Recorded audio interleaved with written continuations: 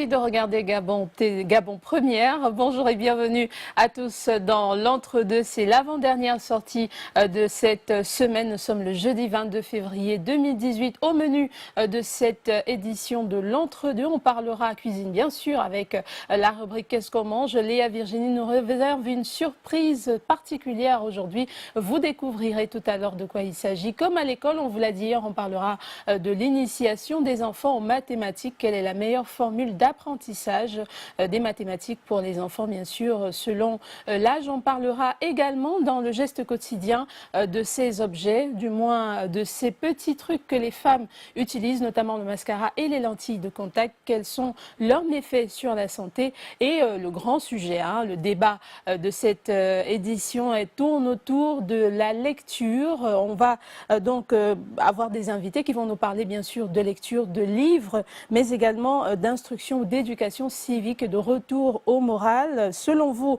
donc, quelle place occupe de nos jours la lecture dans le quotidien des Gabonais? C'est la question qui vous est posée. Vous pouvez dès à présent réagir via les réseaux sociaux, notre page Facebook, le groupe WhatsApp ou encore nous envoyer des SMS. Je répète la question, quelle place occupe selon vous la lecture dans le quotidien des Gabonais? Et on va marquer une légère transition pour retrouver notre invité.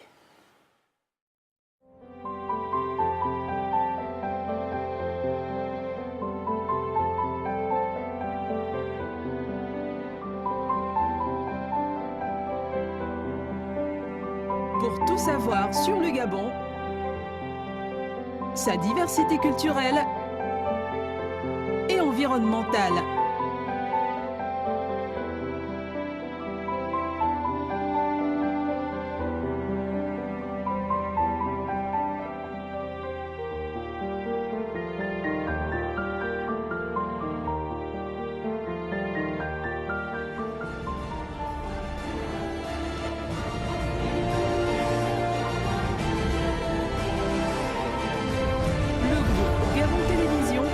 Chaîne en continu. Pour vous permettre de vivre le Gabon autrement.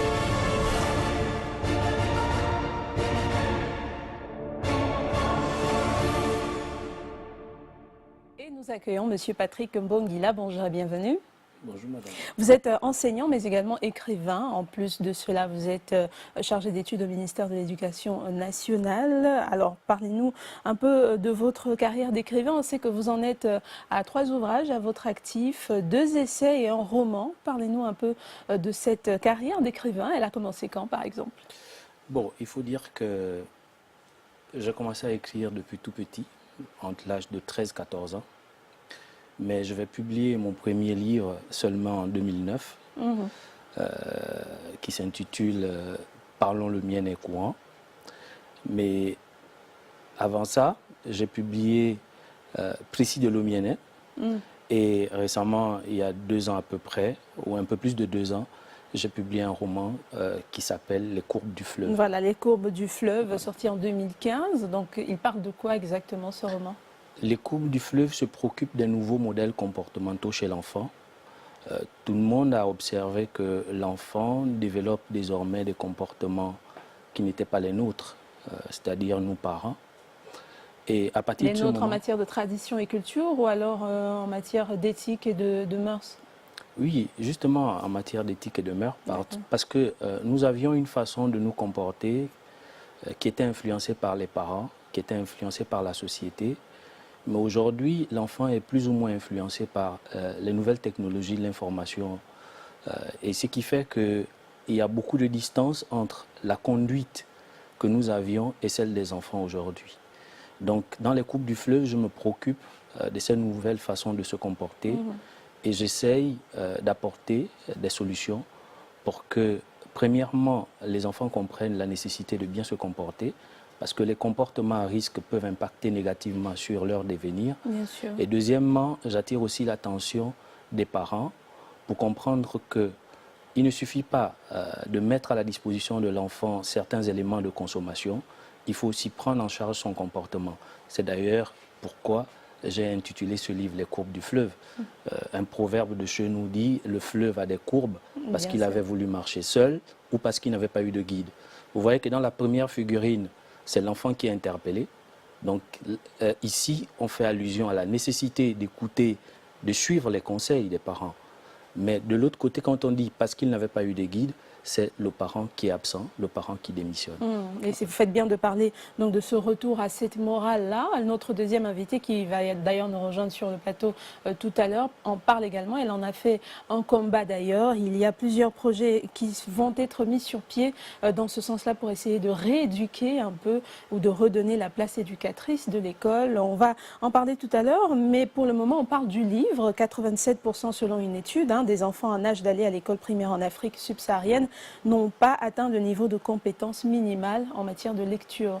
Quel est votre constat, vous, en tant qu'élément du ministère, on va dire comme ça, mais en tant qu'enseignant également? Comment se porte la lecture aujourd'hui au Gabon, par exemple? Bon, il faut peut-être un peu recadrer, parce que quand on dit chargé d'études au ministère de l'Éducation nationale, il y a plusieurs chargés d'études et il y a plusieurs directions. Voilà, je suis chargé d'études du ministre de l'Éducation nationale. D'accord. Voilà. C'est important de le dire. Maintenant, je crois que le Gabon, qui est un cas que je connaisse bien, beaucoup d'enfants arrivent quand même en 6e en sachant lire. Parce qu'au CM2, on a beaucoup fait d'efforts pour que l'enfant arrive quand même à lire. Et parfois, on peut être surpris par des enfants qui lisent des livres, parfois d'un niveau un peu supérieur. Mais le problème, ce n'est pas qu'ils ne sachent pas lire. Ce n'est pas parce qu'ils ne savent pas lire qu'ils ne vont pas vers le livre. Mais peut-être parce qu'on n'a pas beaucoup fait en termes de promotion de livres pour que les enfants s'intéressent à la lecture. Parce que le livre est comme tous les autres produits. Vous voyez, il y a un produit, je ne sais pas si je fais mal de le citer, qui est très consommé à travers le monde entier, mais qui n'arrête pas de faire la publicité. C'est Coca-Cola. Excusez-moi. On vous enverra la facture, ne vous inquiétez pas. Voilà. Donc, le livre... Je dis souvent, le livre, c'est comme tous les autres produits. Moi, j'ai peut-être pas beaucoup vendu en librairie. Mon livre est vendu, j'ai un contrat avec Sekagadis, il est vendu à... Deuxième pub. Oh là là. Allez-y, c'est pas grave. D'accord. Il est vendu en grande surface au Gabon. Voilà. Et or, j'ai beaucoup vendu dans les écoles et dans les bureaux. J'allais moi-même, les gens peut-être me reconnaîtront, mais j'allais moi-même proposer mon produit. J'ai dit, j'ai écrit tel livre, publié chez la Maison gabonaise du livre, mais mon livre porte sur un sujet qui interpelle les parents et les enfants, il faut l'acheter. Et les gens ont réagi positivement. Je suis allé vers le client. Ce n'est pas le client qui doit forcément venir vers moi. Donc vous êtes formel, vous constatez un désamour aujourd'hui. Alors s'il fallait comparer, est-ce qu'il y a des amours aujourd'hui? Alors il y a toujours eu des amours entre le livre et les jeunes ou les lecteurs? La seule chose, il y a des gens que j'ai rencontrés qui m'ont dit au départ, ils ne lisent pas. Mais après, qui m'ont appelé pour me dire, oh, mais votre livre, je l'ai lu en 2-3 jours. Vous voyez, je répète, le livre est comme les autres produits. D'abord, premièrement, il faut qu'il soit intéressant du point de vue du contenu. Et ensuite, il faut qu'il soit connu. Il faut aller vers les gens. Il faut proposer. Or, aujourd'hui, si les enfants ne lisent pas, ce n'est pas parce qu'ils ne savent pas lire, mais c'est parce que le livre n'est pas accompagné par une politique qui permette à l'enfant de le découvrir, comme l'enfant découvre les autres produits sur les masses médias, etc. Voilà, le problème du livre, c'est la promotion. Mais à qui la faute? Vous pensez que tous les auteurs devraient faire comme vous, faire du porte-à-porte, marcher dans les établissements pour vendre le livre? Je suis obligé de faire ça parce qu'il n'y a pas une organisation, on va dire, structurée. Mais normalement, ce n'est pas comme ça que je devais faire. C'est pas comme ça que je devais faire. Il devait y avoir beaucoup de librairies, beaucoup d'espaces publics où on sait que de telle heure à telle heure, on y vient pour lire. Voilà, donc cette organisation étant absente, moi, je m'adapte à mon environnement. Dans les établissements scolaires, il y a quand même des bibliothèques, il y a quand même des librairies. On ne va pas faire comme si le Gabon n'avait pas de librairie du tout, même s'il n'y a pas encore des bibliothèques municipales, mais il y a quand même des bibliothèques dans les établissements. Mais on ne voit pas non plus les élèves courir vers là. Non, ça dépend. Moi, par exemple, je suis enseignant immaculé. J'enseigne premièrement la langue au miennet, mais depuis 5 ans, j'enseigne aussi l'éducation comportementale. Et j'ai la chance, finalement, d'évoluer dans un environnement où il y a une très grande bibliothèque. Vous trouvez alors là des super livres. J'ai vu des étudiants venir faire des recherches au CDI de l'Immaculée. D'autres établissements ont adopté la mesure des CDI, mais il y en a peut-être qui n'en ont pas. Okay, je ne peux pas parler pour ceux que je ne connais pas. J'ai aussi enseigné, quand j'ai commencé ma petite carrière, au lycée d'application. Je sais qu'il y a un CDI. Maintenant, les autres, je ne sais pas si ça existe. Mais je peux vous rassurer qu'à l'Immaculée, beaucoup d'enfants s'intéressent à la lecture parce qu'ils ont la facilité d'emprunter un livre et de venir le rendre après lecture. Mais comment vous êtes sûr qu'ils le lisent déjà? On peut prendre un livre et le mettre à la maison. Il y a des gens qui ont des bibliothèques et qui ne savent même pas par quelle phrase commence un des livres de cette bibliothèque. Je parle avec beaucoup de garantie. Mhm. Déjà, à l'Immaculée, il y a un club de lecture qui fonctionne. Alors, demandez aux grands auteurs gabonais. D'accord. Ils ont été invités par le club de lecture de l'Immaculée à présenter leurs ouvrages. Et ensuite, dès la 6e, et c'est le programme qu'ils demandent, l'enfant est initié à la fiche de lecture. Okay, donc, constamment, il y a des groupes de travail, de groupes d'études sur les œuvres gabonaises notamment. Donc, l'enfant est obligé de s'intéresser à la lecture. Mais cet intéressement est un intéressement de notes, parce qu'il entend une note. Or, les parents devaient continuer à la maison, acheter des livres à leurs enfants. Moi, par exemple, dans mon combat, j'ai proposé comme cadeau d'anniversaire des livres, et ça marchait.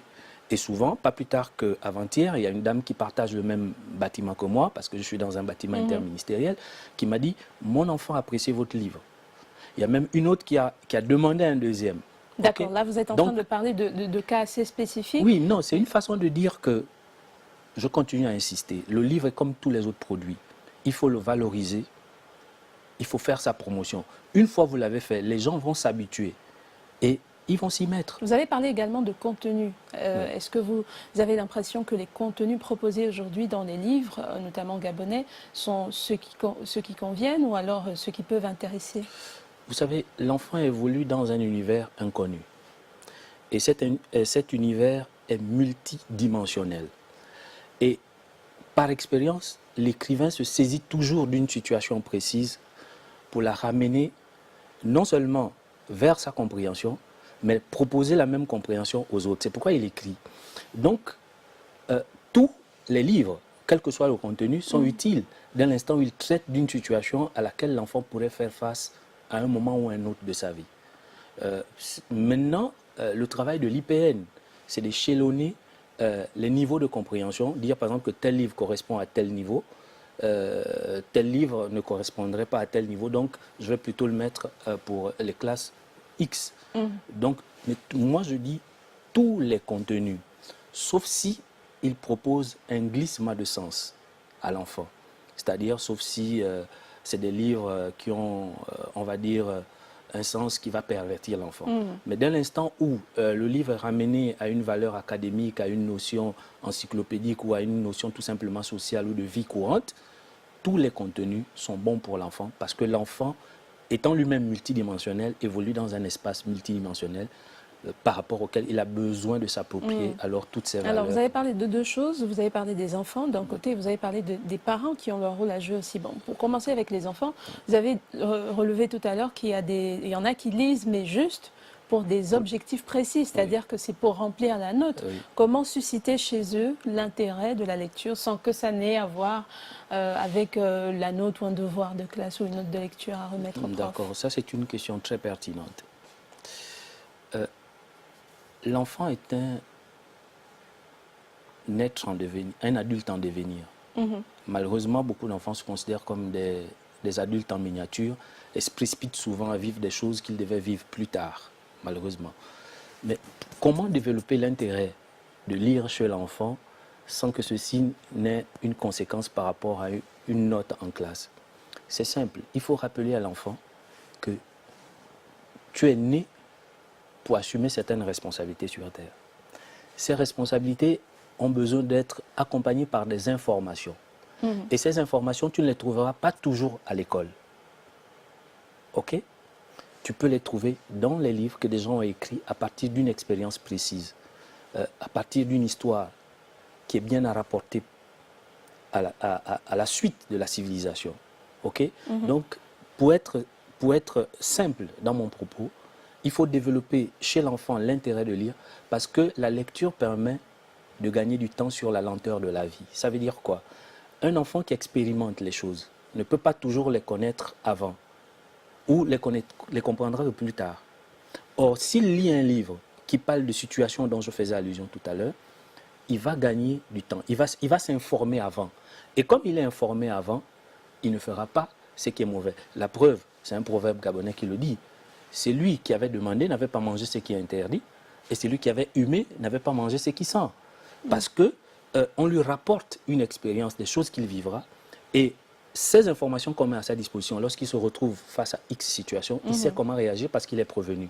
Donc, développer chez l'enfant l'intérêt de la lecture consisterait à amener l'enfant à prendre conscience qu'il faut qu'il emmagasine un certain nombre d'informations qui vont le préparer à vivre rationnellement, objectivement ou raisonnablement certaines situations. Alors juste qu'en face, vous avez les TIC et tout ce que ça comporte, les réseaux sociaux, Google, vous avez Wikipédia qui est une fenêtre ouverte sur le monde et toutes les informations pourraient s'y trouver, vrai ou faux, ça dépend, actualisé ou pas. Comment faire concurrence à cela face aux livres? Je dis, aujourd'hui on est à l'âge du numérique. On ne peut plus se débarrasser de cette réalité. Mais le livre matériel va garder sa place. Le livre matériel va garder sa place parce que d'abord, il est facile à transporter. Il y a des endroits où on ne peut pas, où on va dire quoi, la connexion n'est pas disponible. Donc on ne peut pas avoir accès à une connaissance qu'on rechercherait sur Google ou sur Wikipédia. Mais je ne suis pas sûr qu'il faut parler de concurrence, plutôt de complémentarité. Parce que les livres ont parfois des limites que le numérique n'a pas. Et à l'inverse, la réalité aussi est valable. Donc moi, je ne suis pas sûr moi, par exemple, je ne vais sur les réseaux sociaux ou alors sur le net que pour faire des recherches. Et ce que j'ai emmagasiné comme savoir sur Wikipédia est inestimable. Donc, mais j'ai lu aussi beaucoup de livres. D'ailleurs, j'ai souvent le plaisir de dire que mon plus grand héritage que je vais laisser à mes descendants, ce sont mes livres, parce que j'achète beaucoup de livres. Alors, quand vous dites le livre aura toujours sa place, quelle est sa place aujourd'hui au Gabon? Bon, il faut reconnaître qu'elle a une place mitigée. Le livre a une place mitigée. Tout le monde n'a pas encore compris la place du livre. Mais il faut qu'on se souvienne d'une chose, je le dis souvent à mes élèves, il faut toujours vous souvenir que plusieurs personnes de couleur noire, excusez-moi, ont été tuées parce qu'ils voulaient franchir la porte d'une bibliothèque. Et si les Noirs ont réussi à s'en franchir, c'est parce qu'ils ont commencé à avoir certaines informations qui ont permis une certaine organisation qui a finalement libéré, qui nous a libérés des chaînes, ne serait-ce que sur le plan juridique. D'accord. Okay. Donc le livre a une grande place. Le livre, c'est la chance de se développer. Le livre, c'est la chance de s'émanciper. Le livre, c'est la chance de changer son comportement. Alors, est-ce que c'est la place que vous souhaiteriez qu'elle ait ou c'est la place qu'elle a actuellement? Non, c'est le souhait. Parce qu'aujourd'hui, je vous ai dit qu'elle a une place mitigée. Les gens ne considèrent pas le livre comme... Vous voyez, par exemple, moi je dis souvent, c'est un fétiche en papier, le livre. Mais les gens vont vers le fétiche à mulette. Et ça, c'est une perte de temps. La solution est dans le fétiche en papier. C'est-à-dire que quand vous souffrez, quand vous êtes... Excusez-moi de dire ça comme ça. Quand vous êtes en Kembo à Timzos, parfois, une lecture peut vous aider à comprendre ce que vous devez faire pour, dans 5 ans, 6 ans, partir de là-bas. Parce que si vous prenez déjà conscience de la notion de pauvreté et de la notion d'une situation économique plus confortable, mais un livre peut vous enseigner comment manager cette transition. Voilà. On a quelques réactions de téléspectateurs quant à cette question. Voilà. Bonjour, moi c'est Damien de la cité Damas. Je pense que la lecture n'est pas dans nos traditions africaines, donc son évolution importe peu à nous, peuples bantous. Nous devons nous préoccuper de l'initiation, le chant, la danse, la pêche, la chasse et autres. Alors vous pouvez commenter au fur et à mesure. Il pense que le livre ne se réfère pas aux traditions, ou du moins ne reflète pas l'africanité. Ce serait, selon le téléspectateur Damien, une culture importée, la lecture. Moi, je pense que Damien n'a pas peut-être bien regardé ce qui s'est passé en Afrique. L'écriture est née en Afrique, mais sous une autre forme. On faisait des graffitis sur les murs, les grottes, etc. Et Damien va constater ensemble que moi que si nous sommes perdus, et parfois sans repère, c'est parce que l'oralité ne nous a pas permis de conserver nos acquis. Et qu'il n'est pas question que, même au nom de la tradition, soit-elle magnifique quand elle est orale, on n'a plus le droit d'ignorer l'écriture et le livre. Et moi, j'ai été choqué d'apprendre, par exemple, les rudiments du Bouti à travers les écrits d'un Canadien. Je crois que c'était Stanislas, je ne sais plus, Chidinsky, quelque chose comme ça. J'avais quel âge? J'avais 22 ans. Mais j'ai dévoré 14 livres écrits par ce monsieur. Or, quand vous allez vers un initié, il vous dit toujours c'est interdit, je ne peux pas te parler de ça parce que tu n'es pas initié. C'est bien parce qu'il y a des choses, même Jésus-Christ l'a dit. Ne jetez pas les perles devant les pourceaux, ne donnez pas les choses saintes aux chiens de peur qu'ils ne se retournent contre vous et vous violenter leur sabot. Je ne sais pas si je rends ça bien, mais en réalité, il voulait dire on ne doit pas rendre accessible des connaissances qui ne peuvent pas être bien comprises ou bien acquises par tout le monde. Okay? Donc la notion de secret autour du sacré est valable. Mais il y a quand même des choses sur lesquelles on doit édifier les jeunes pour que les jeunes aient un meilleur regard et une meilleure considération Donc de nos ici, le traditions. livre pourrait être un outil de transmission Pour moi, il faut que le livre s'impose dans notre culture.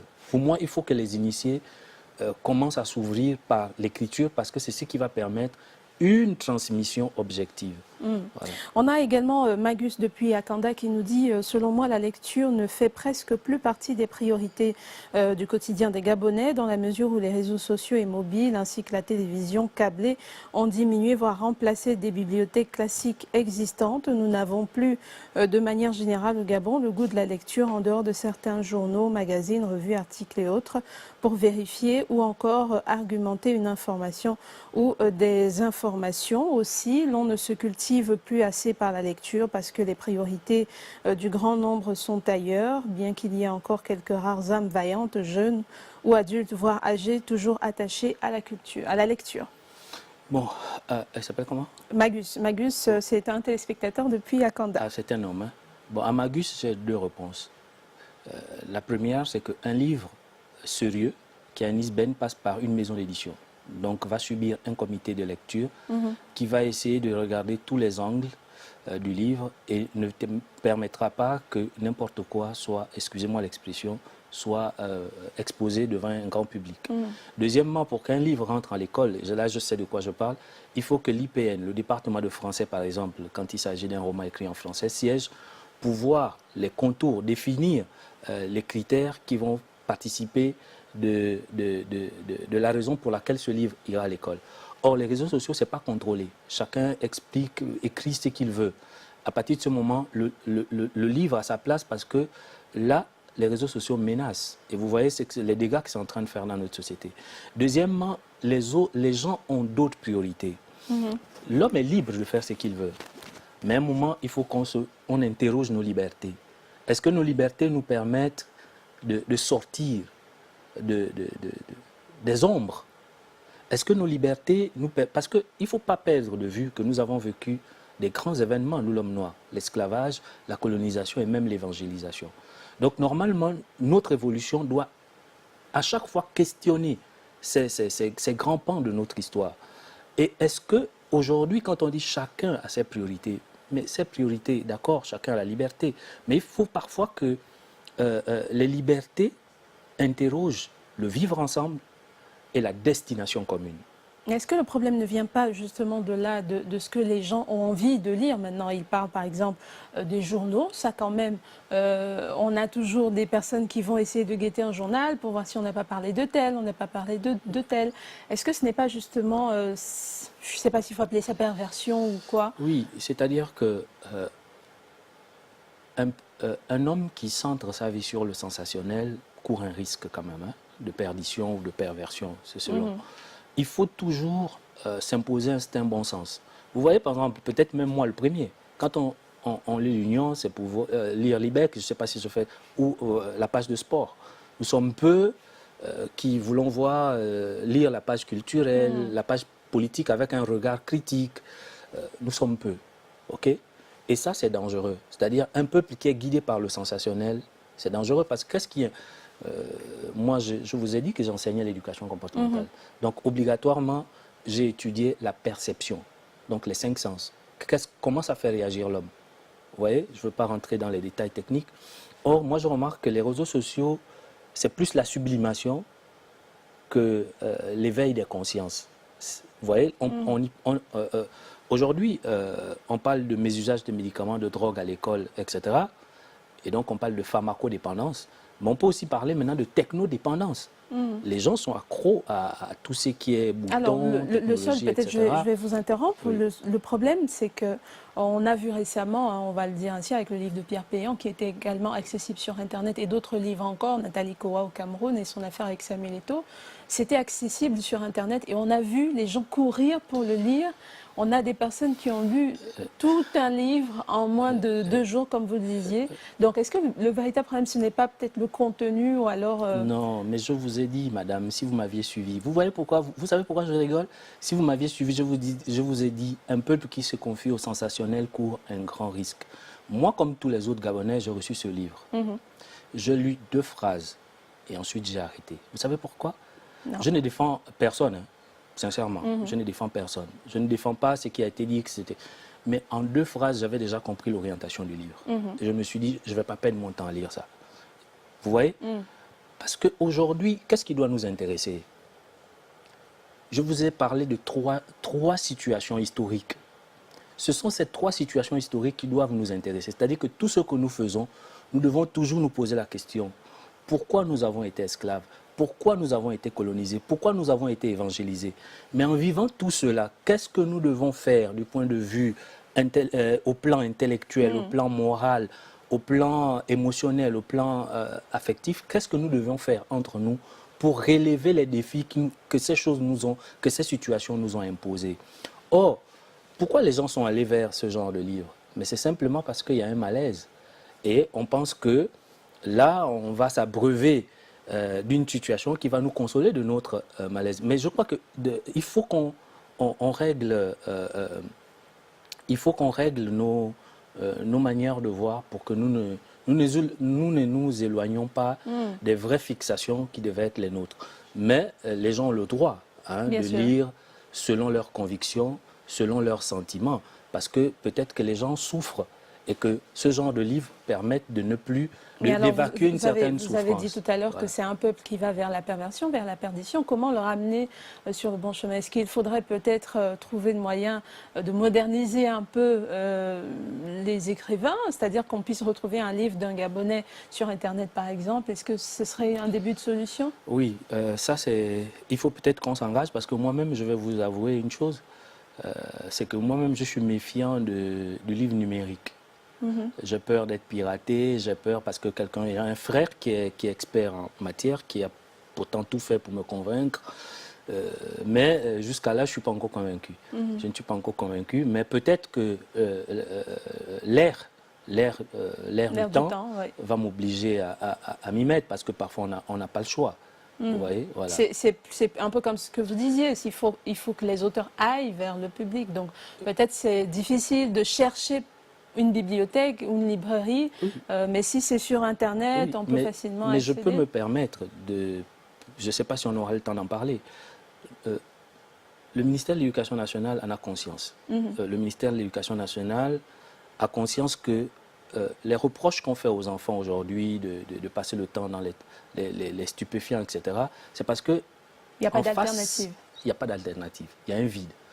Et d'ailleurs, c'est pourquoi Madame le ministre a accepté dernièrement un groupe qui est en partenariat avec l'Union des écrivains gabonais. D'ailleurs, je suis membre de cette association où j'occupe la fonction de chargé d'organisation, même si je n'ai plus assez de temps d'assister aux réunions.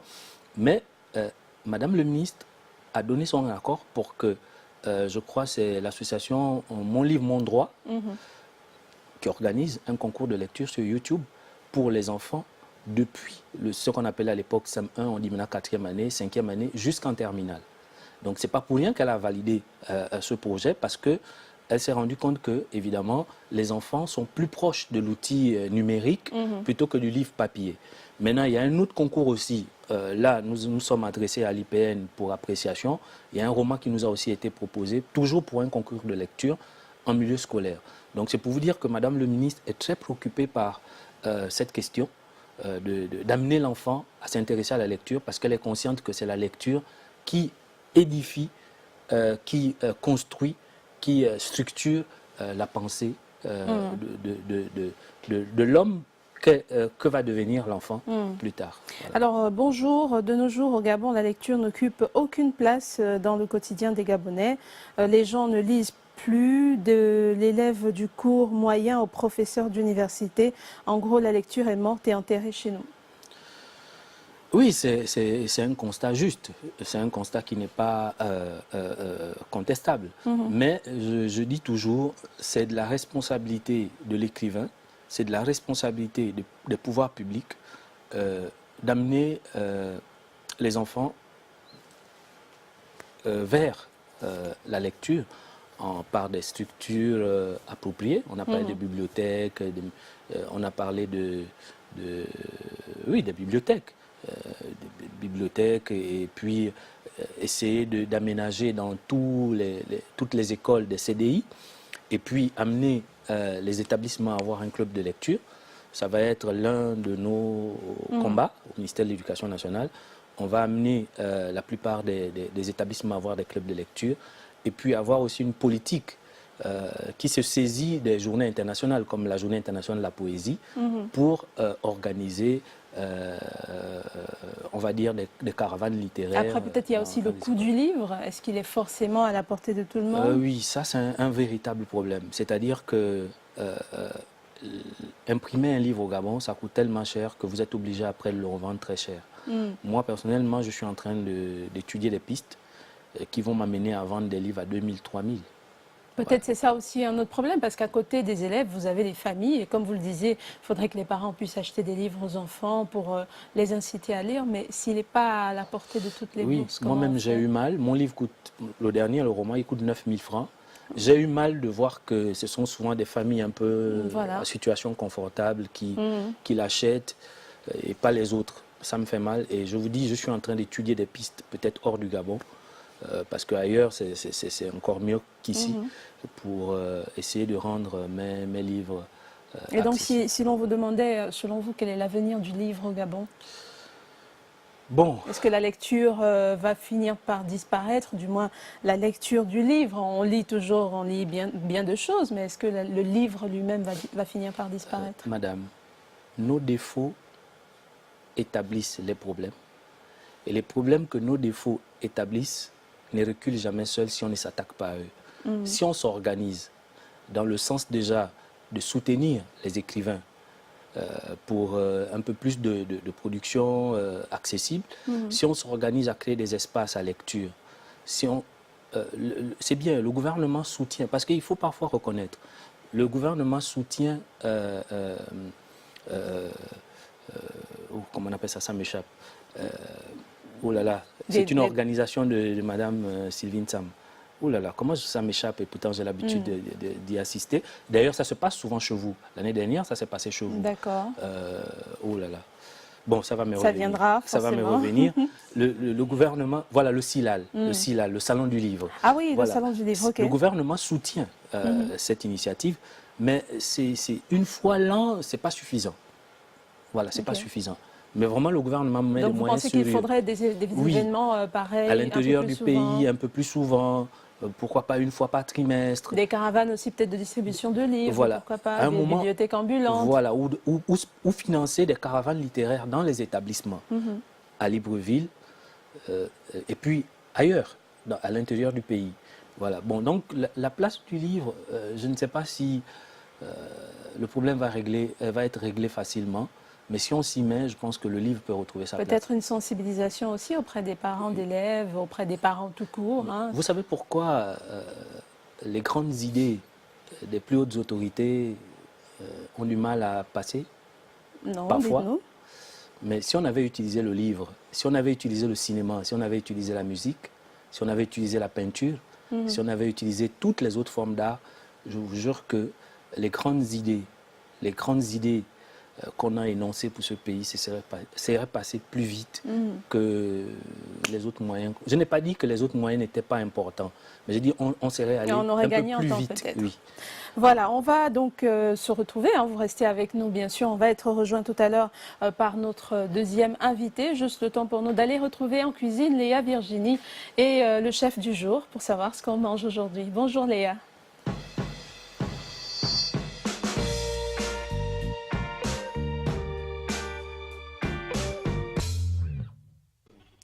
Nouvelle cuisine, nouveau talent culinaire, vous l'avez deviné. Bonjour à tous, vous êtes dans votre rubrique Qu'est-ce qu'on mange? Aujourd'hui, je suis dans la cuisine de Mamzelle Olivia Ntsamba.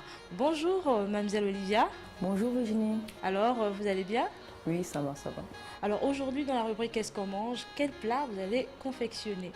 Aujourd'hui, je vais essayer de revisiter un plat. Pour moi, c'est un vieux plat, donc je vais l'emmener un peu au jour, qui est les feuilles de taro avec les feuilles d'épinards. Alors, pour réaliser ce grand classique de la cuisine gabonaise, quel aliment il vous faut? Maquereau, piment, sardines fumées, l'épinard, les feuilles d'épinards. Et ça, c'est la star.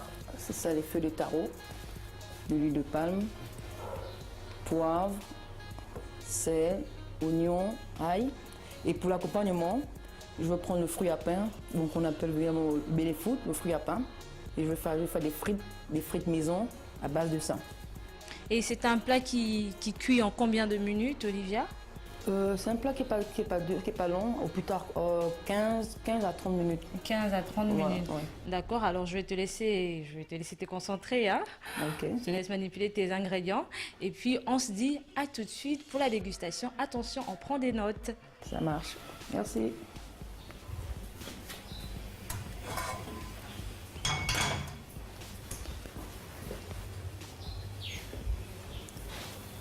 Je vais verser un peu mon huile de palme.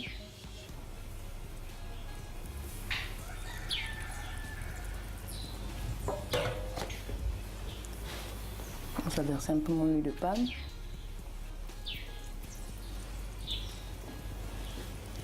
Les oignons.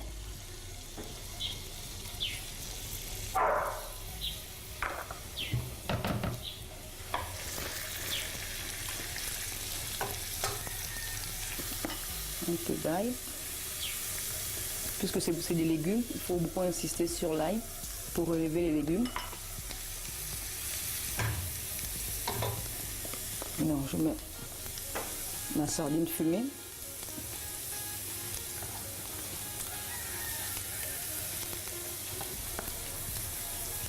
Non, je prends mes épinards que j'ai blanchis avant.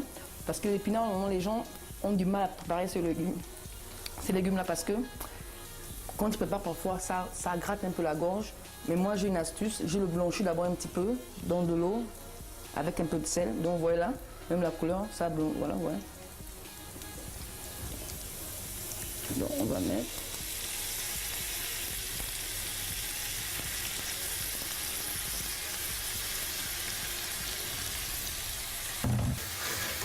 Et je vais emmener mes feuilles d'épinards.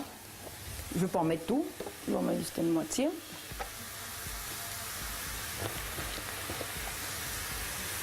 Mais je vous dis les amis, les feuilles de taro, c'est très très bon pour la santé.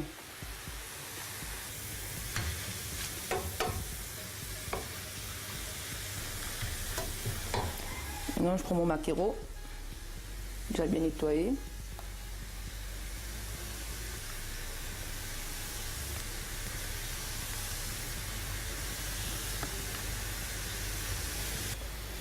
Du poivre. Du sel.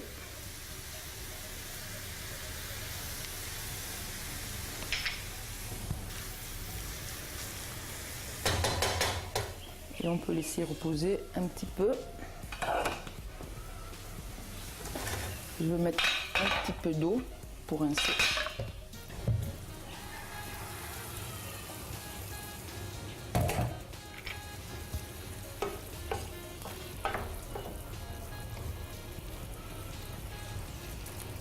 Et on va prendre le joli petit piment. Ça peut... Voilà, on laisse reposer un petit peu. Voilà. L'accompagnement de ce plat, comme je disais, c'est les fruits à pain. Que moi, j'ai envie de faire des frites. Moi, je mets un petit peu de sel. Et pour faire un petit peu un truc, je mettrai un peu de piment de Cayenne, juste légèrement un peu.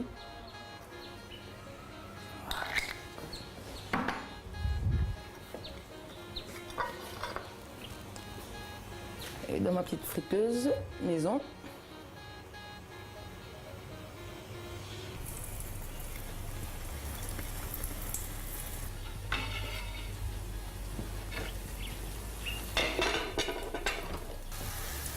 pas trop le tourner, mais pas trop émietter le poisson.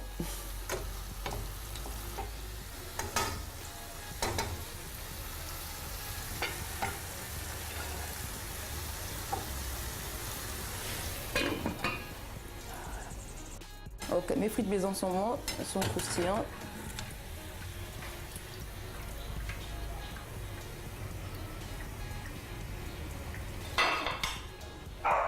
Hop.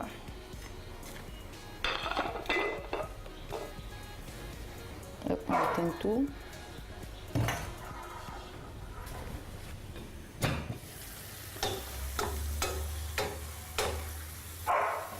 Et lui aussi, il est bon. On va passer au dressage, les amis.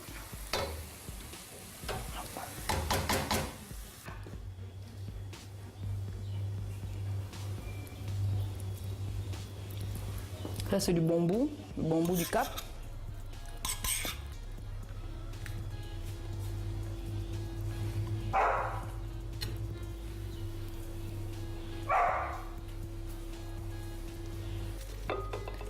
Les fruits à pain.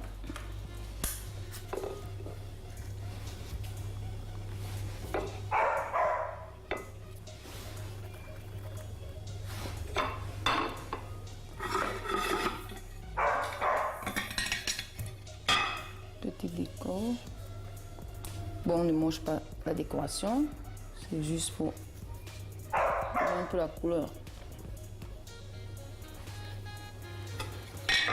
Voilà. C'est très beau. Alors c'est prêt, Olivia? Oui, c'est prêt. Et j'avoue que ça sent très bon. Merci. Alors, avant de passer à la dégustation, peut-être définir ton style de cuisine. Le style de cuisine d'Olivia, c'est manger moins cher et manger près de chez soi. Donc, tous les produits qu'il y a autour de la maison, même plantés, c'est possible aussi. D'accord, alors nous on va passer à la dégustation. Mais avant de passer à la dégustation, peut-être un numéro de téléphone pour contacter Olivia. Au numéro de téléphone, c'est le 07 37 79 49. Alors moi je sais que je fais des envieux, je vais passer à la dégustation. Vous avez le numéro de téléphone qui s'affiche au bas de votre écran. On se dit à très bientôt. Ok, ça marche. Merci. Avec un autre talent culinaire, peut-être avec Olivia pour d'autres astuces, d'autres recettes. Dans votre rubrique Qu'est-ce qu'on mange? On passe à la dégustation. On passe à la dégustation. Merci beaucoup. Miam miam, bon appétit Léa, on se retrouve demain, du moins on vous retrouve de l'autre côté dans la cuisine pour une nouvelle dégustation pour vous une fois de plus et une nouvelle recette pour nos téléspectateurs. Selon vous, quelle place occupe de nos jours la lecture dans le quotidien des Gabonais? Des réactions qui nous parviennent. Ted depuis Sotega nous dit il ne suffit pas seulement de lire car quand nous lisons quel que soit l'ouvrage, c'est le contenu qui nous emmène à apprécier ou à prendre goût à la lecture. Mais comment on va lire des choses imposées vu qu'au Gabon, quand on dit la vérité dans un livre, on enferme l'écrivain juste parce qu'il a parlé des réalités du pays. C'est sa contribution et nous accueillons, avant bien sûr de donner la parole à monsieur Patrick Mbonguila, on va accueillir Tatiana Araoui Cousin. Bonjour et bienvenue. C'est un plaisir de vous retrouver. Vous étiez déjà là il y a quelques temps pour nous parler de cette association Sunshine Revelation. Vous êtes toujours là dans le cadre de cette association, mais avec des projets qui visent à un retour au civisme et à la morale. On va en parler tout à l'heure. Peut-être réagir sur cette intervention du téléspectateur Ted depuis Sotega. Le contenu, en fait, il parle encore du contenu. Comme je vous disais, il y a des contenus qui ne poussent pas à vouloir lire encore. Bon, mais c'est sûr qu'une œuvre est comme toutes les autres marchandises. Si elle n'a pas de valeur aux yeux du lecteur, évidemment, le lecteur a le droit de ne pas s'intéresser à cette marchandise. Donc, évidemment, lorsqu'on écrit, il faut toujours se préoccuper de l'intérêt sur ce qu'on écrit, parce que c'est seulement en regardant d'abord sérieusement la thématique, en l'analysant et en évaluant sa portée, qu'on devait se lancer dans cette aventure difficile qu'est l'écriture. Donc évidemment, il a raison de croire, de faire croire ou de penser que si le contenu du livre n'est pas bon, on ne peut pas l'apprécier. Je crois que c'est naturel. Bon, maintenant, à ma connaissance, je ne connais pas, je vous ai dit que je suis membre de l'Union des écrivains gabonais. Oui, bien sûr. Je n'ai pas connaissance d'un écrivain qu'on a enfermé parce qu'il a écrit un livre qui dit la vérité. Voilà, peut-être que ça s'est passé, mais pas à ma connaissance. D'accord. Tatiana, on parlait également donc de livres. Vous avez forcément votre avis sur la question et ça tombe bien puisque vous êtes en pleine collecte de livres. Vous allez nous dire pourquoi, mais quel est votre regard aujourd'hui sur la lecture au Gabon?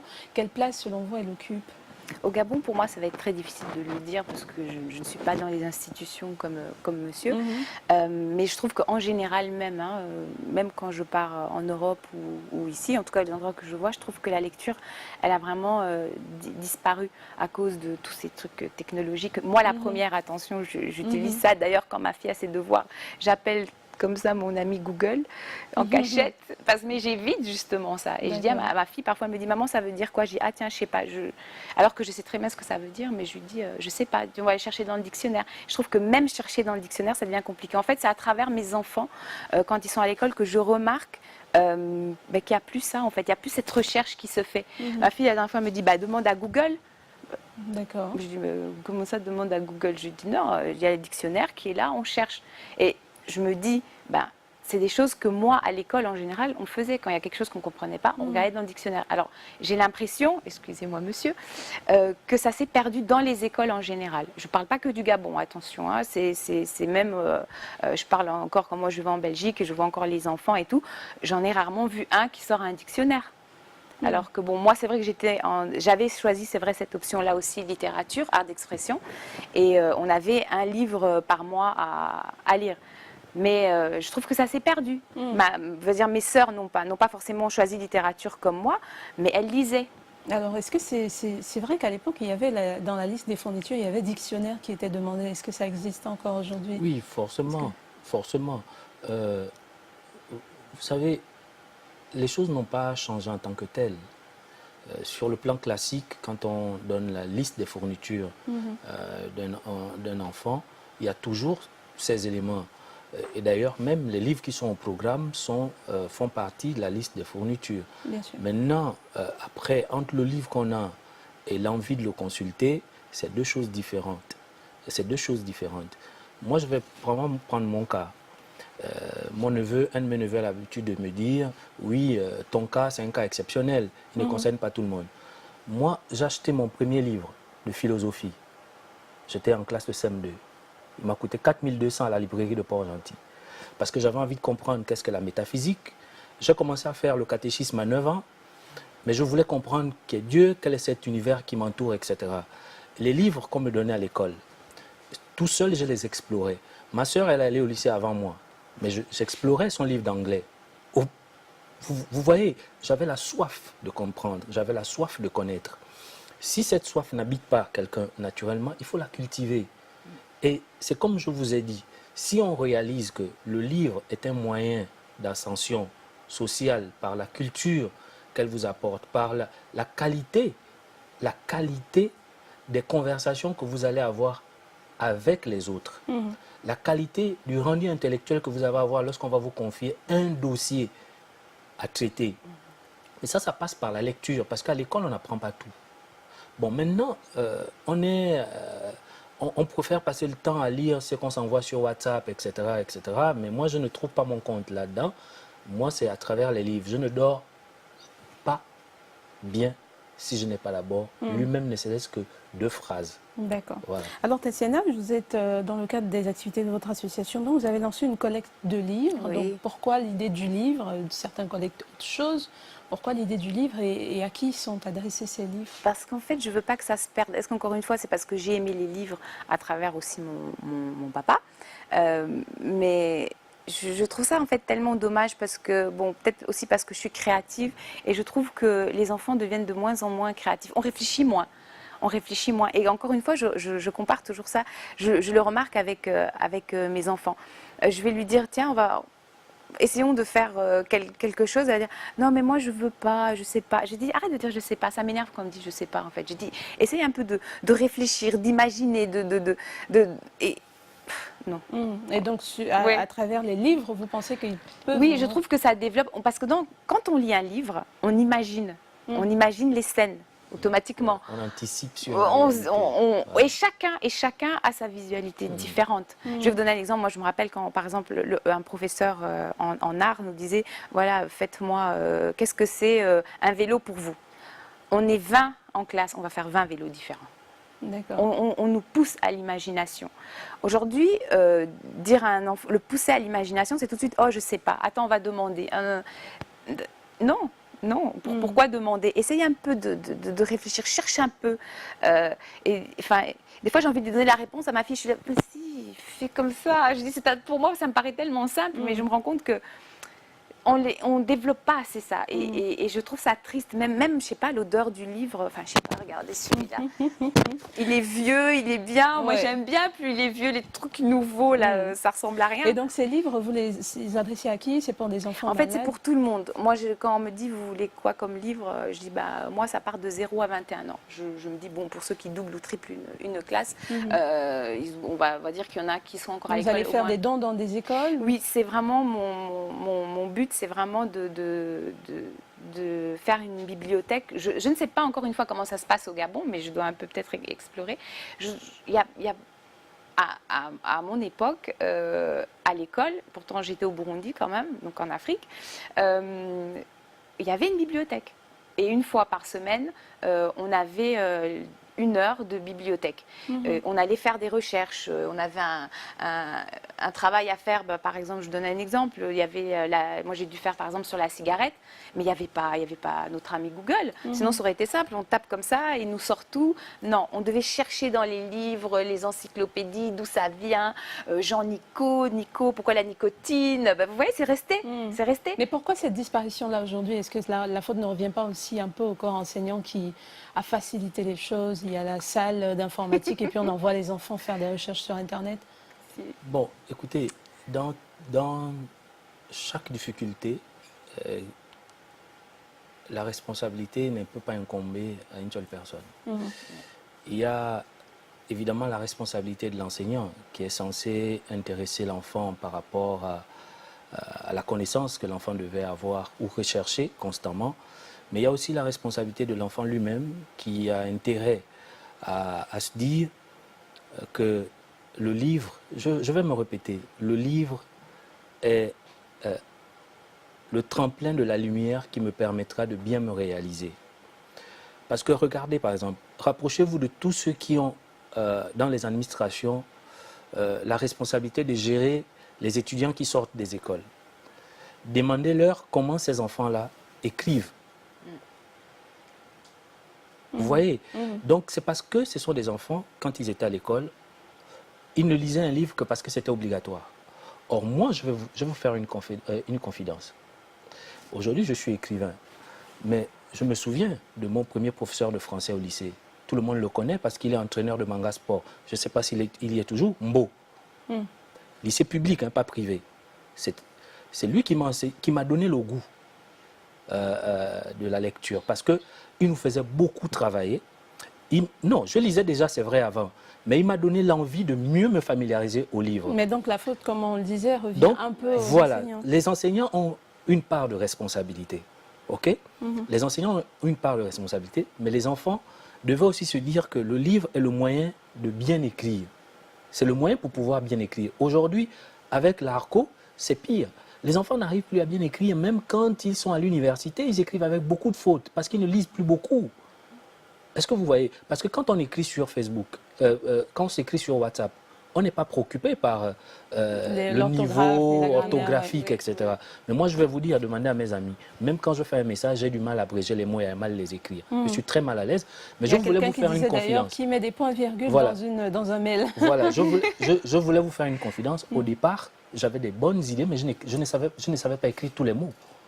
Mais je me suis amélioré à cause de la lecture. Monsieur Mbo écrivait sur ma copie de rédaction « Bon devoir, mais trop de fautes ». Et ça me choquait. Un jour, par exemple, j'ai écrit une lettre à l'étranger, internationale avec 2 N. Mais j'ai failli me suicider. C'était en 92. J'avais à peine 21 ans. Quand j'ai réalisé que j'ai écrit international avec 2 N, j'ai failli me suicider. Dieu peut me témoigner. J'avais mal. D'accord. Pourtant, personne n'était au courant, en Bien dehors sûr. de la personne qui a reçu la lettre et moi. Donc, il y a déjà ce besoin de se parfaire. Vous voyez, il y a ce besoin de se parfaire, d'écrire correctement. Alors, il y a, Et ça passe par la lecture nécessairement. Voilà, c'est un besoin qui peut-être n'existe pas et ça nous ramène à la deuxième cause qui est celle donc, de ce retour aux valeurs morales. Oui. Vous avez un combat particulier dans ce sens-là et vous menez des actions dans des établissements pour cela. En fait, moi, ce que je voudrais, je pense qu'il faut vraiment repartir comme avant. Déjà, moi, j'ai un grand regret aussi, c'est le fait qu'on n'apprenne plus, comme à l'époque de mes parents, on va dire, la couture, la mécanique pour les hommes, parce qu'aujourd'hui, les hommes, c'est plus vraiment ce qu'ils étaient hier. Hein. Aujourd'hui, la femme, elle fait tout, même la mécanique. Je trouve que déjà, on l'a perdu. Et plus les années avancent, et plus on perd des choses utiles et très importantes pour plus tard. Comme par exemple le fait que, moi je me souviens qu'encore les dernières années d'école que j'ai faites, on nous apprenait à trier les poubelles, par exemple. On nous apprenait à ranger. Aujourd'hui, bon là quand même je mets un peu la faute en Afrique en général, pas forcément au Gabon. On a l'habitude d'avoir les gens à la maison qui nous aident, qui font tout. En Europe, pas. Donc, c'est vrai que par exemple, les enfants qui viennent d'Europe, qui ont eu l'habitude de venir à l'école en Europe, quand ils arrivent, faire son lit, des bêtises, faire son lit, faire le ménage, la lessive, pour eux, c'est waouh, c'est quel monde. Et ils ont un double choc au niveau de la culture et après, essayer de se débrouiller, ça devient des bébés, ils ne savent rien faire. Et ici, je me suis rendu compte de ça. Donc, moi, mes enfants étaient un peu plus... ici, quand je retourne en Belgique, ben, je vois qu'ils sont comme ça, par rapport aux autres enfants qui ont le même âge. Hein. Les autres enfants, ils savent faire l'omelette, les pâtes, le pain, les gâteaux. Moi, les miens, c'est « Oh, mais on va demander à la ménagère ». D'accord. Et donc aujourd'hui, vous menez une action dans les établissements pour ramener un peu... J'aimerais justement que tout ça revienne, en fait, qu'ils n'oublient pas, que les enfants n'oublient pas quand même chacun leur place. Ça fait partie aussi de l'éducation des parents d'apprendre à ranger. Mais bon, en même temps, l'enfant passe tellement de temps à l'école, comme j'essaie de vous expliquer un peu tout à l'heure, avoir une discussion là-dessus. C'est que pour moi, la plus grosse des responsabilités aussi revient aux enseignants. Parce qu'ils passent plus de temps là. Donc, si un enseignant me dit oui, mais l'enfant a deux attitudes. Il a une attitude devant les parents et devant les enseignants. Donc, parfois, même comme j'expliquais, des fois, un enseignant va dire oui, votre enfant a dit ça. Mais en fait, il copie ce que les autres ont fait en classe. Et c'est vrai qu'il y a aussi autre chose, c'est qu'on ne donne plus, cette valeur à un professeur comme avant on l'avait. Moi, je me souviens que si j'osais dire à ma mère, et la maîtresse, elle m'a punie, mais je recevais une claque. C'est non, la maîtresse, elle n'a pas à te punir. Je le cachais, je suppliais même qu'elle dise rien ou que j'ai pas de notes. Aujourd'hui, ma fille, sans peur et sans vergogne, elle va me dire maman, tu sais qu'elle m'a punie. Genre, mais tu te rends compte, ça va pas. Et donc, qu'est-ce que vous mettez sur pied Je me dis que déjà rien qu'avec des choses où on leur apprend à ranger, à débarrasser quand ils sont à la cantine, pour les écoles qui ont les cantines, à trier les poubelles.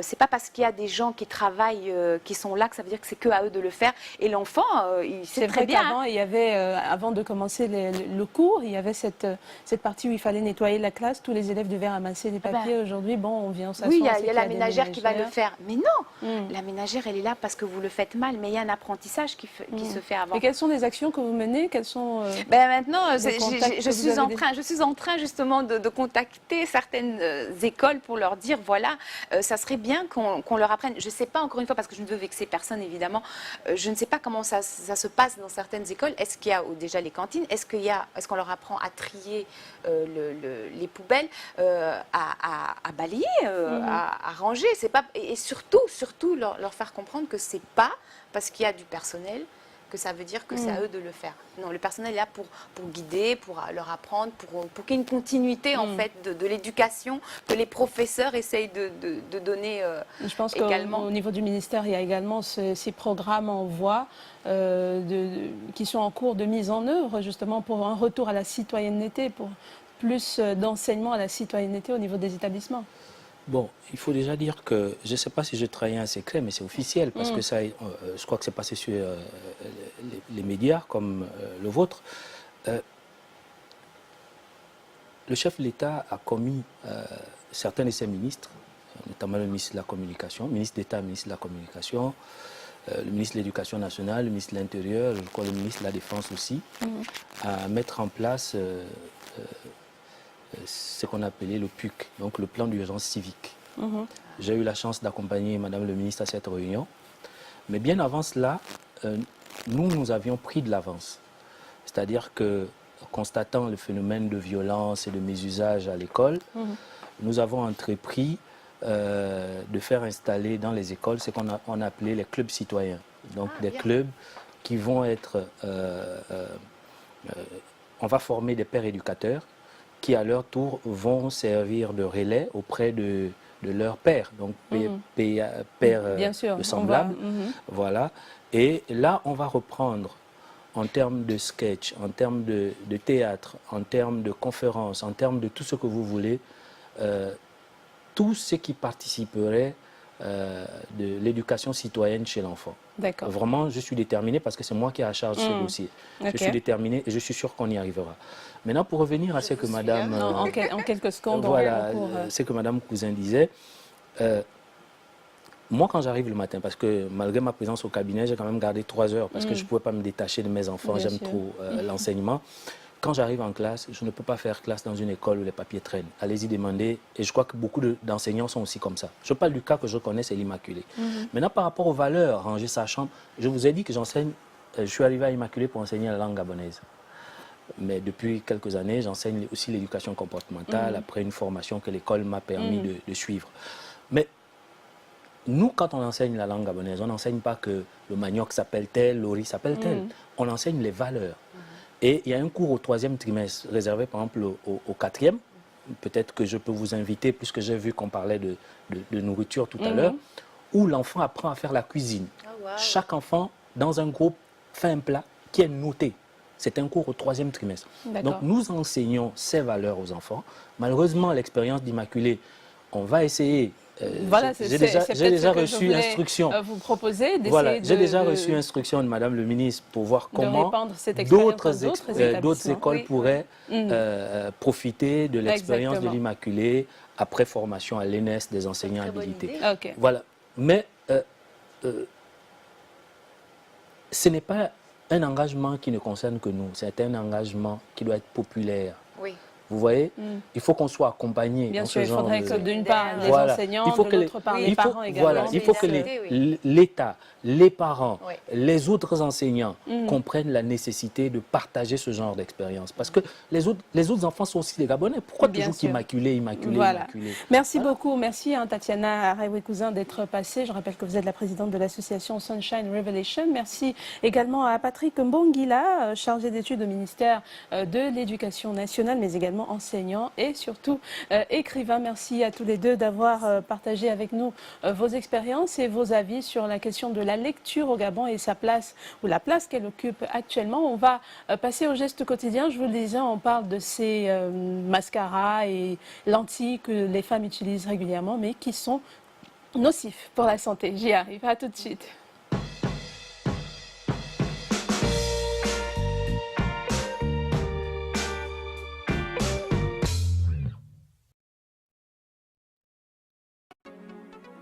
Prête attention aux ingrédients contenus dans ton mascara quand tu en achèteras un nouveau. Certains des composants, comme le parangone, la poudre d'aluminium et le propylène glycol, peuvent être très dangereux pour la santé de tes yeux. De plus, évite d'utiliser le mascara de tes amis car cela pourrait causer la formation de bactéries et de champignons et tu pourrais finir par avoir une infection. Lorsque tu mets des lentilles de contact, elles empêchent l'oxygène d'arriver jusqu'au tissu de tes yeux. Cela s'appelle l'influence positive. Cela peut te sécher l'œil et te faire mal aux yeux et t'endommager la cornée. Cela ne veut pas dire que tu ne devrais jamais porter de lentilles, mais évite d'en porter trop souvent.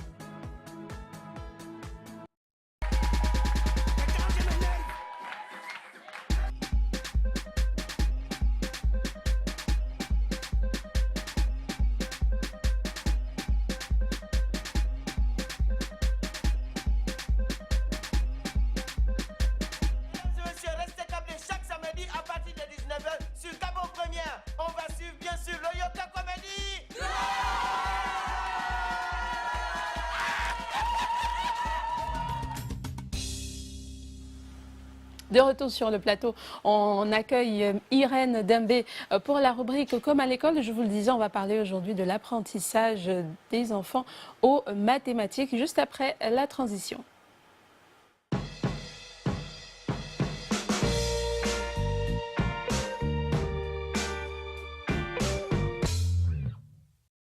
Bonjour Irène. Bonjour, Blanche. Vous allez bien? Je vais bien et j'espère que vous allez bien également. Oui, je vais dire oui, je préfère dire ça comme ça. Alors, on parle aujourd'hui de comment initier nos enfants à l'apprentissage des mathématiques. C'est donc une matière qui aide les enfants à développer leur raisonnement et à comprendre le monde qui les entoure. Pourtant, c'est donc une matière présentée un peu comme étant difficile. Voilà, je suis la première à... un véritable casse-tête. Je suis la première. Ce qu'il faut dire aux parents, c'est qu'il convient de s'y prendre tôt, avant même que l'enfant ne soit scolarisé. Commencer déjà à l'initier à ces notions de mathématiques. Ah oui, c'est possible. Pour éviter, oui, absolument, pour éviter les problèmes plus tard. Donc l'enfant n'est pas scolarisé. Hein. On va s'intéresser à une période qui va de 1 à 3 ans seulement aujourd'hui, s'agissant de cette initiation aux mathématiques. Hein. Les mathématiques, vous l'avez dit à l'instant, sont fort utiles pour le raisonnement de l'enfant, les questions de justesse du raisonnement, de logique également, de développer l'esprit critique de l'enfant et c'est véritablement intéressant à travers, on va le dire de façon simple, des activités de la vie quotidienne. Il n'est pas question de se mettre en contexte de classe ou en situation de classe. Vous n'allez pas jouer à l'instituteur ou à la maîtresse, non, mais de façon ludique, de façon très agréable, permettre à cet enfant d'acquérir ces notions en mathématiques. Alors, s'agissant des mathématiques et de nos petits bouts de chou, on va le dire, parce qu'ils sont tout petits, il y a des compétences que l'enfant doit acquérir. Il doit apprendre à compter. Compter de 1 à 10, hein, nous nous situons entre 1 et 3 ans, donc compter de 1 à 10, mais de façon progressive. N'allez pas espérer que votre enfant, avec du un bâton jour à au la lendemain, compte de 1 à 10. Hein, cela se fait de façon progressive au fur et à mesure que les jours passent. On va apprendre à son enfant à compter. Voilà l'une des compétences en matière de mathématiques. Il faut aussi avoir le sens des quantités, le sens des proportions. Hein. Savoir que c'est peu, c'est assez, est-ce que ce n'est pas assez. C'est véritablement important. Et puis l'enfant doit apprendre à se situer dans l'espace et dans le temps. Cela fait partie des mathématiques également. Comment ça, de façon à gauche, pratique? à droite, devant, derrière. Et on va parler également de géométrie parce que se situer dans l'espace, c'est important en géométrie. Et là, même s'il a 2 ans, il doit savoir qu'il s'agit d'un cercle, il doit savoir qu'il s'agit d'un rectangle, il doit savoir qu'il s'agit d'un carré. Voilà, en gros, quelques éléments en termes de compétences à faire acquérir à l'enfant. On parlait de comparaison également, de proportion. Donc, il doit être en mesure de classer des éléments, de les comparer. Là, c'est véritablement, on va dire, le B à bas en matière de mathématiques. C'est vrai qu'au fil des ans, les choses vont devenir un peu plus complexes, mais les choses qui nous apparaissent comme étant difficiles sont l'accumulation de toutes ces petites choses que nous n'avons pas su faire à temps. Et donc permettant également à nos enfants de se familiariser avec ces mathématiques pour éviter véritablement les situations que l'on observe lorsque l'enfant est déjà avancé à l'école primaire ou lorsqu'il est au lycée et qu'il prétend qu'il est nul en mathématiques et que ce n'est pas possible. C'est parce que malheureusement le départ a été faussé, Blanche. Alors, nous allons parler des comment acquérir ces compétences-là. Nous avons nommé précisément ces compétences. Maintenant, comment faire pour les acquérir de la façon la plus simple, hein, avec des activités quotidiennes. On a dit qu'il fallait apprendre à l'enfant à compter. Compter de 1 à 10, on va le faire à haute voix d'abord avec l'enfant, de façon progressive. Hein. 1, 2, 3, 4, ensuite 4, 5, 6, 7, jusqu'à 10. Peut-être pas tout le même de jour. Façon, non, pas malheureusement, ne pas agir de cette façon, ce serait pas très intéressant pour l'enfant. Le faire de façon, on va dire, progressive. Hein. 1, 2, 3, 4, ensuite passer au reste. Cela ne se fera pas en une semaine, hein, ni en 2 jours. Il faut véritablement prendre du temps pour être sûr qu'il assimile. Parce qu'il ne faut pas brusquer l'enfant, il ne faut pas le bousculer. Il faut véritablement que ce soit ludique. Alors, on apprend à l'enfant à compter de 1 à 10 parce que c'est l'objectif jusqu'à l'âge de 3 ans tout de même, hein, il est encore tout petit. Et puis, il y a des moyens fort intéressants. Hein. Il y a les bâtonnets, on peut apprendre à travers les bâtonnets. Il y a les fruits également que l'on peut utiliser, donc se servir de tous les éléments du quotidien pour apprendre à l'enfant à véritablement compter. Et puis, il y a un moyen très ludique. Malheureusement, Blanche, je chante comme une casserole, je ne peux pas chanter. Mais à travers une petite chanson ou un petit poème, on peut apprendre à cet enfant à compter de façon correcte. C'est ludique, hein, il s'amuse et il est très heureux. Et puis, lorsque l'enfant sait compter, il faut songer aux opérations. Hein. Il a 3 ans, on Très peut simple, d'abord en fait. se contenter de la soustraction et de l'addition avec les éléments du quotidien. Hein. Vous avez des friandises que votre enfant adore, avec des pommes, avec des fraises, avec des bonbons. Je te donne 2 bonbons, j'en retire 1. Combien te reste-t-il de bonbons de la façon la plus simple possible? Et puis, on parlait du sens des proportions, on parlait également de savoir ranger les éléments. Vous pouvez décider de faire un petit gâteau avec votre enfant, ce n'est qu'un exemple parmi tant d'autres, et puis lui demander de vous apporter un peu de farine, un peu de lait lorsqu'il est question de servir un verre de lait à son enfant. Hein. Jouer avec son enfant, lui demander si le verre est plein ou s'il est à moitié plein, de façon voilà, très simple. Voilà quelques éléments que l'on peut être amené à apprendre aux enfants pour véritablement faire en sorte qu'ils se familiarisent avec les mathématiques. Et puis, il y a les formes.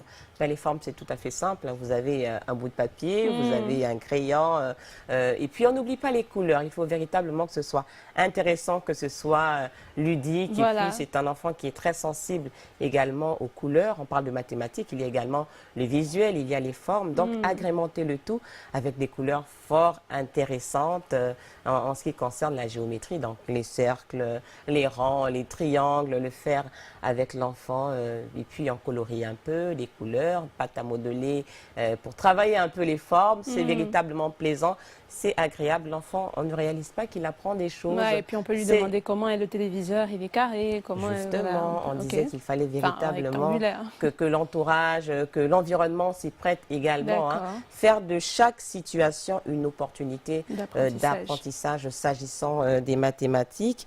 Et on disait qu'il fallait, hier on parlait d'encourager, hein. D'une manière générale, il faut encourager les enfants, il faut valoriser les efforts, les récompenser aussi. Hein. Petite friandise pour cet enfant qui aurait su faire un cercle, voilà, qui aurait su mettre ensemble, on parlait de classement. Alors, j'ai des fruits, des pommes, des oranges, et puis je demande à l'enfant de ranger des éléments de même nature. Alors, il mettra les pommes ensemble, il mettra les oranges ensemble. C'est déjà un bon exercice hein, en termes d'assemblage, en termes de classement. Vous avez également des jeux avec des dés, hein, les empiler du plus grand au plus petit, ou du plus petit au plus grand. C'est véritablement des éléments qui font travailler le sens logique de l'enfant, son sens de l'observation. Voilà, il évalue, il calcule, il analyse à son niveau. C'est déjà très intéressant s'agissant de cet apprentissage des mathématiques. Alors, il y a aussi des éléments, on parlait de mondialisation, on parlait juste en quelques secondes, parce qu'il ne reste plus beaucoup de temps malheureusement. Il y a également, on va dire, les tablettes, les jeux éducatifs. Ah oui, on y revient.